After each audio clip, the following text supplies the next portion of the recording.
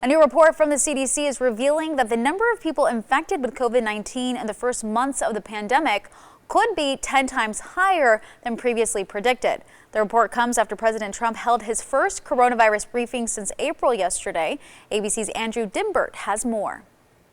This morning, the latest numbers on coronavirus continue to show a steady surge. Hospitalizations are up in 40 states, the South looking like the Northeast back in April. In California, the number of confirmed cases is likely to surpass New York. And now an alarming new report from the CDC says the number of people infected in the first months of the pandemic could be 10 times higher than previously predicted. Dr. Anthony Fauci on CNN pushing for continued safety guidelines. Universal wearing of masks, close the bars, stay physically distant, wash your hands. The really fundamental things. It's not rocket science. Florida, another U.S. hotspot where hospitals are being pushed beyond capacity. Baptist Health in Miami has just one ICU bed left. Every day it's coming into more patients and they're very sick.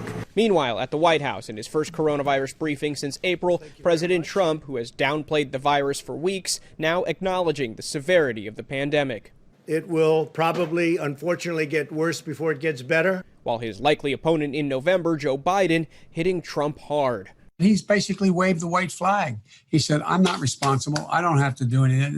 Dr. Anthony Fauci says he was not invited to Trump's briefing and hasn't spoken to the president since last week. Fauci also brushed off the president's recent remarks when he called Fauci an alarmist. I consider myself more a realist than an alarmist.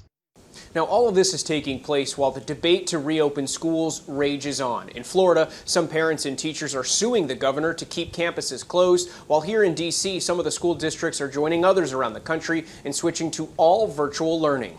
Andrew Dimbert, ABC News, Washington.